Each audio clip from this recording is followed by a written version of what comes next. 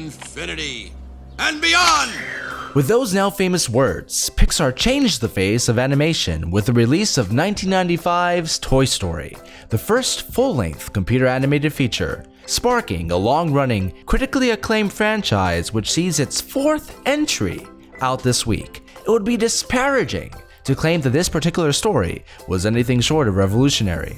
But is it required viewing? Joining us today is a returning guest, Tokeo J, filling in for Nash, who'll be transmitting in from Star Command later in the episode.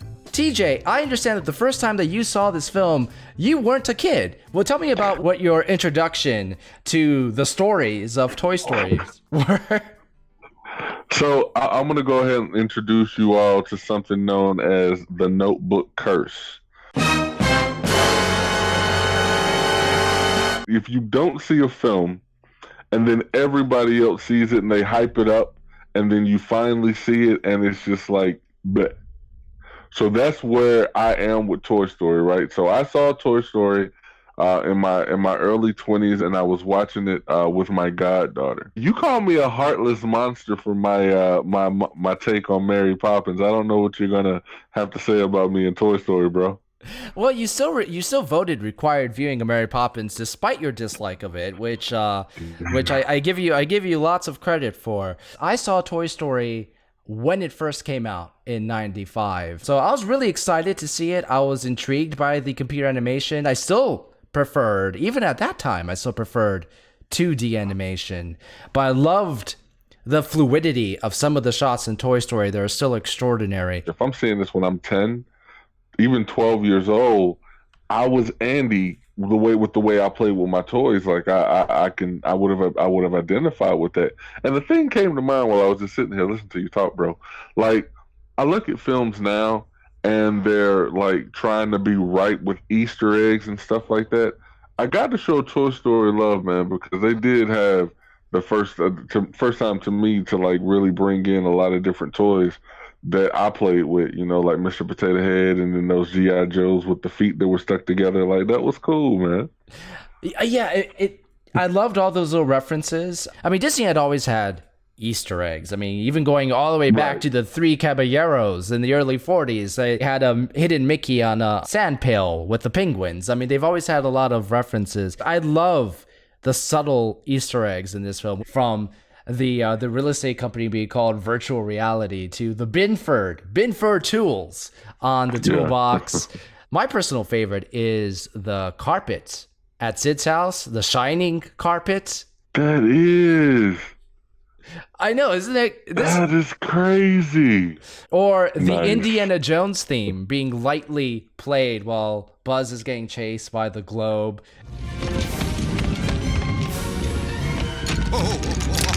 For a film that, in many ways, I guess the first thing that strikes me about Toy Story, especially on repeat viewing, is how much of a lower key story it is. Really, if you take a step back and you look at it, it's a mismatched buddy road trip movie between an experienced cop and the hotshot new rookie, plus a love interest that gets between them.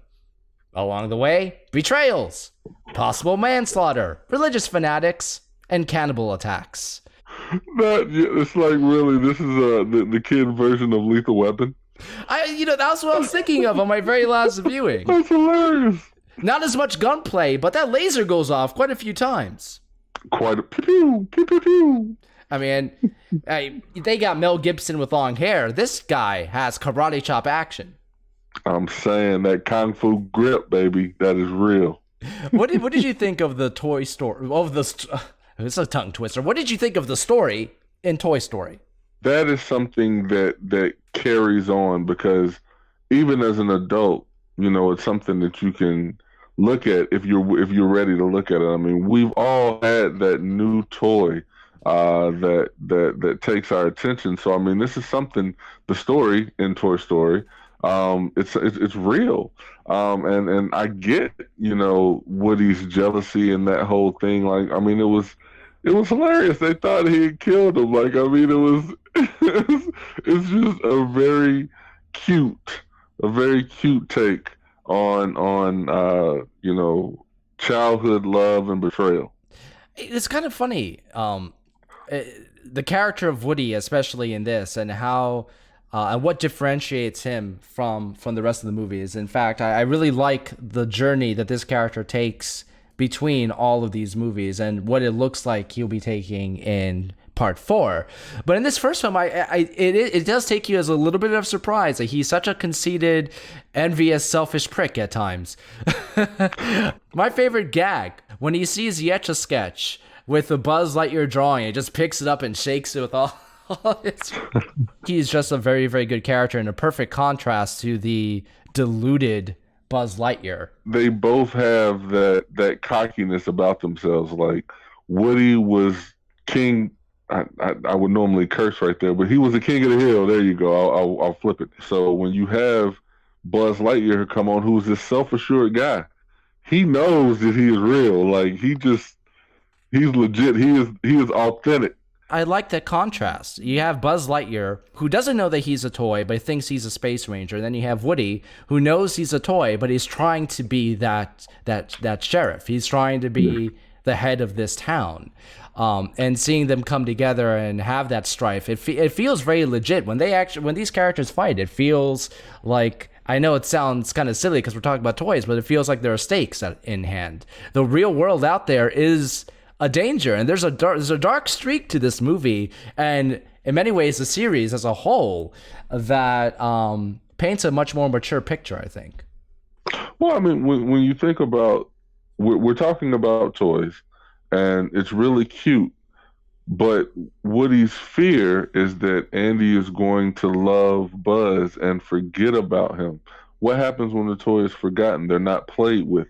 We as people, all we want is to be remembered, I mean, that we don't want to be forgotten. We want to be loved. I mean, Woody is just expressing a very human emotion, which is hilarious because it's coming from something with a cord on his back that if you pull it, it says, "I got a snake in my boot." Which, having lived in Florida, is a very real fear. It's so realistic, right? Woody was made in Tallahassee. Oh, God. In many deliberate ways, Toy Story is an analogy of the advent of the space race and how sci-fi edged out the Westerns of old. And in many ways, it's kind of ingenious subtext and a successful visual tool to enhance the titular story. A story co-written by Joss Whedon. I mean, who else in the world would come up with cannibal toys? That is crazy.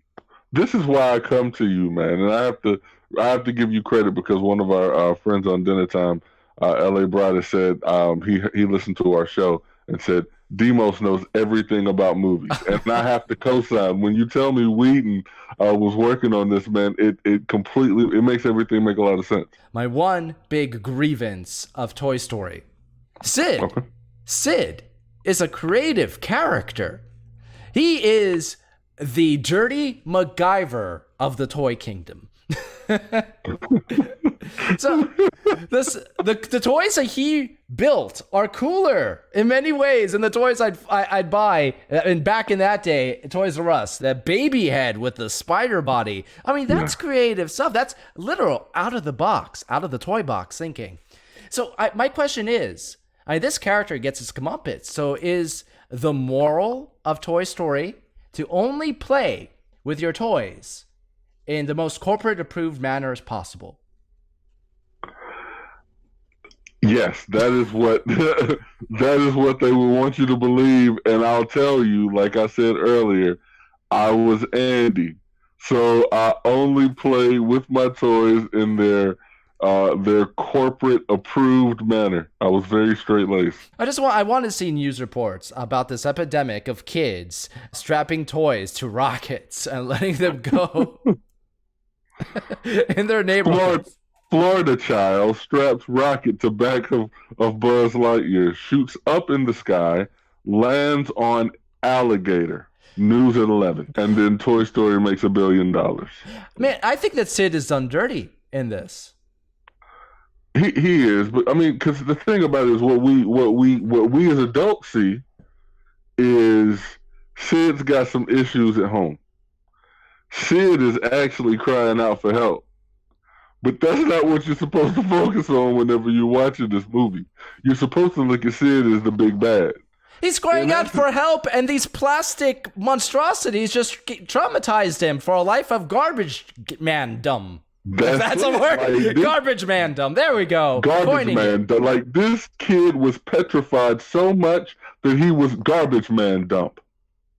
Oh, he has a cameo. In case it doesn't make any sense, Sid has a cameo in Toy Story 3 as a garbage man. Check the shirt. Watching this film today, although the animation is dated in a few places, especially when compared to the sequels, but it's still a technical triumph in many ways. I mean, let's just face it, for me, the only thing, and I do notice some of the limitations with the fluidity of some of the animation and the more expressive designs of the lighting and so forth are all much, much improved in the sequels. But I think probably the biggest point of improvement, especially with Toy Story 3, is, well, let's just say that the humans don't look as satanic as the cannibal toys.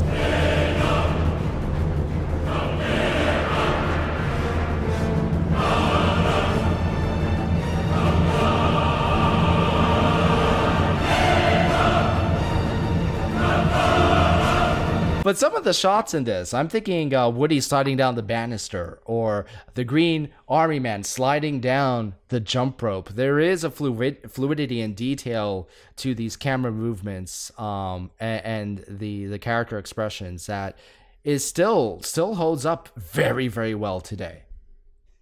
I can agree with you there. One of the scenes that hit with me that let me, that where I was able to actually look at the way that they portrayed it was the ride at the end when we were talking about the rocket scene. That was pretty cool. I can say that with regards to how they did the animation, you had a lot of different toys that have a lot of different consistencies. Like the aliens, those little squeeze toys, they're a different consistency than what Woody would be. So it's going to be difficult to do it all, but I felt like they did they did a good job. Bo Peep, it's porcelain. Absolutely. Yeah. And I'm saying that I could look at each toy and tell that they were supposed to be of a different consistency. Like I looked at Mr. Potato Head and I could tell that him and the T-Rex were different, were made differently. You feel me? Oh yeah, some of the detail is fantastic. The dirt, the scratches, despite the fact that it is a cartoon, it has a very lived-in feel. True. The application of detail here is one of the key notes that separate and distinguish traditional animation from 3D CGI animation. It was very vanilla for me. I thought Shrek was cool. Because it had more adult humor in it than I felt that Toy Story had. And again, this is me not being open-minded enough to really just enjoy a good movie. I was very close-minded back in my early 20s. I only had one thing on my mind, was science. No,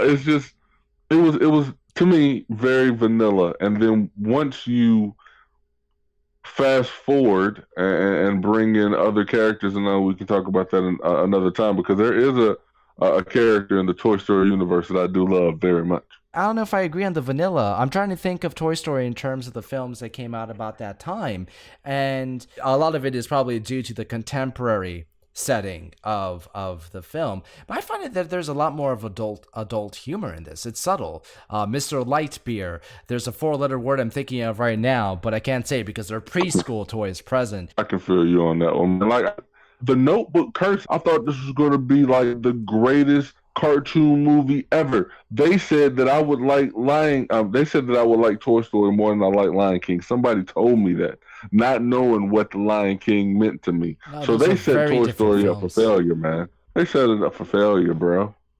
No. Didn't have a shot.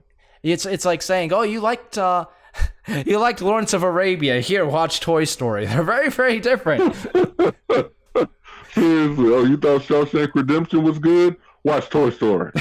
No, man. It just doesn't work. I don't know. There's a mismatched buddy element in Shawshank.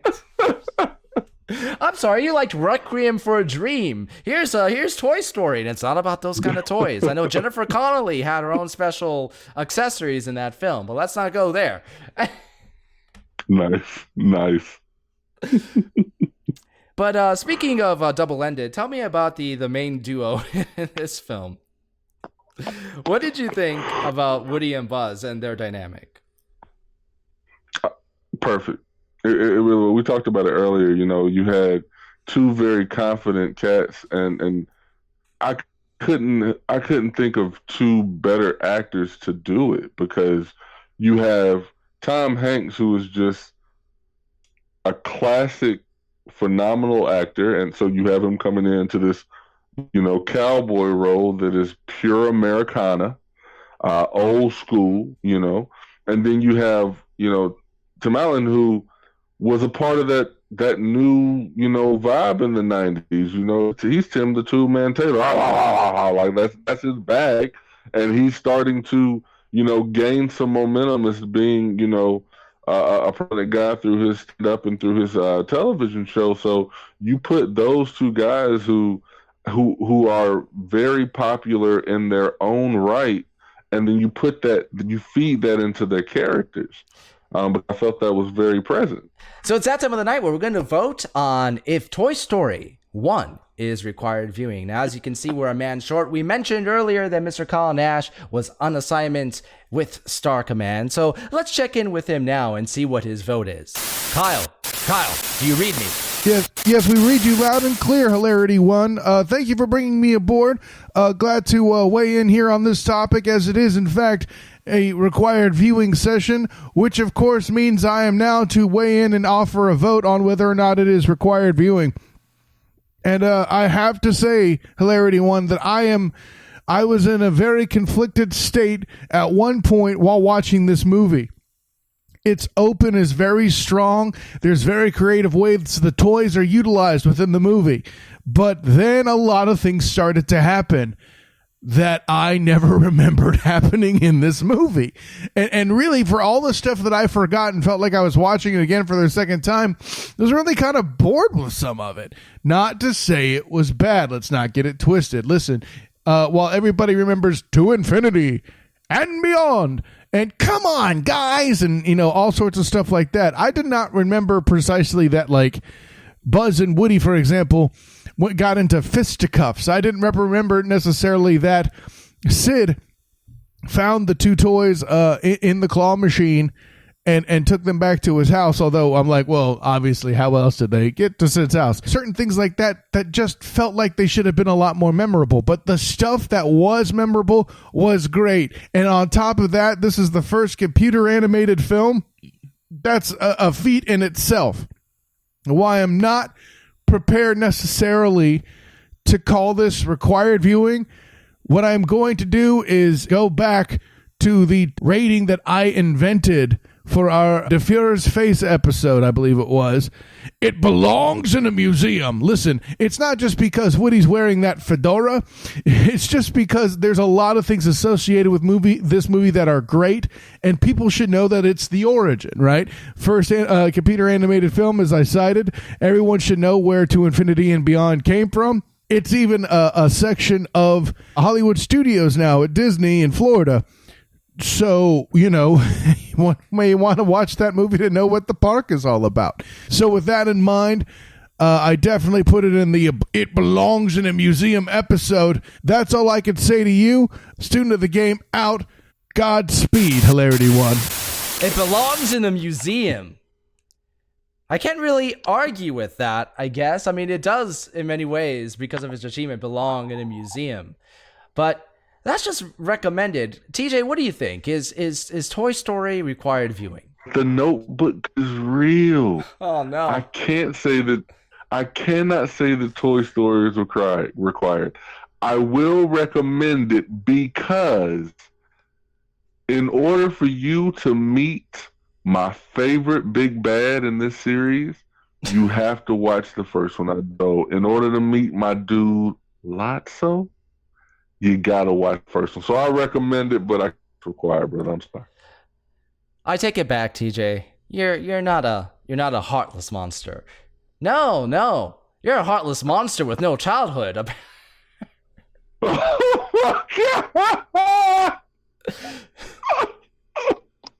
Well, I will agree. I'll agree with Mr. Kyle. It does belong in a museum, but also belongs on your toy shelf. It's surprisingly mature. Features a pair of iconic, well-rounded characters that are not your typical contemporary role model. The animation was the big pull in 1995 to see this new kind of film. But it's the characters, especially the interactions between Buzz and Woody, that really sell this story. And they do it beautifully. It's set a new, very, very much emulated contemporary animated mold. Change the industry to infinity and beyond. I'm voting required, not solely because of the fact that it's the first CG animated film. I've seen a lot of firsts out there. That doesn't make you a great film. Toy Story went above and beyond, and I honestly, I think that any film that has the word story in its title those films have a responsibility to deliver a good damn story. I think that Toy Story does that, and it does it in spades. I'm just trying to think of other movies that have story in the title. I got the Never-Ending Story.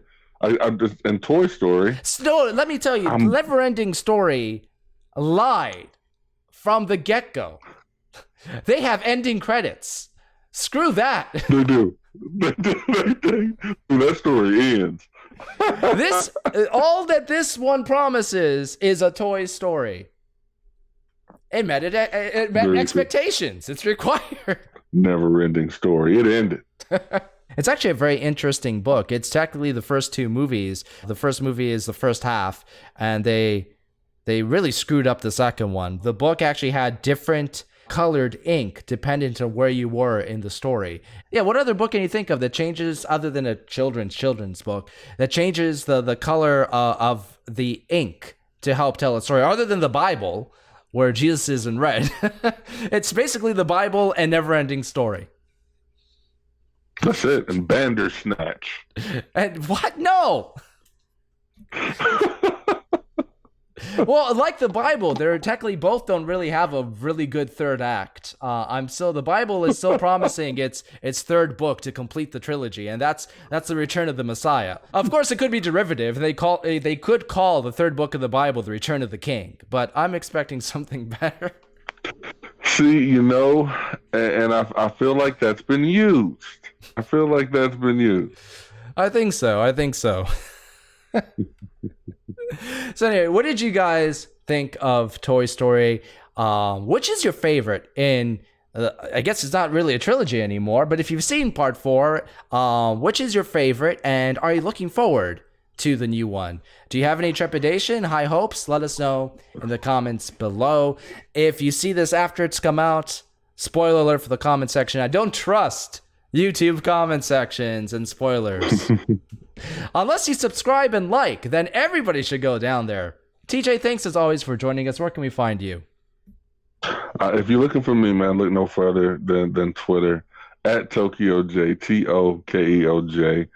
Every week we got a new dinner time coming for you guys. That's where me and Kyle Nash hold it down. But you heard, man, he's on assignment, man. So every week this summer we've got somebody new sitting next to me. Demos still has another episode coming, so y'all can get ready for that one. But one thing that I want to say, you've got a friend in me. Yeah, buddy. We're definitely talking about some strange things with that episode. Most underrated song in this movie, by the way, Strange Things. In my opinion, that's the best song in Toy Story. You've Got a Friend in Me is great. It has lasting power. I'm not dissing it, but I personally like Strange Things. That should have been the theme for the Netflix show. Things are happening to me. Of course, you can find me on hilaritybydefault.com. Fun stuff practically every day. Find me on Twitter at defaulthilarity, Facebook and Instagram, hilaritybydefault. And right here where we have lots of fun practically every day, Kyle is going to continue his assignment in the savannah in the coming weeks. He'll be reporting from there. A really fun required viewing in store for you soon. And between now and then, check us out right here where life is hilarious by default.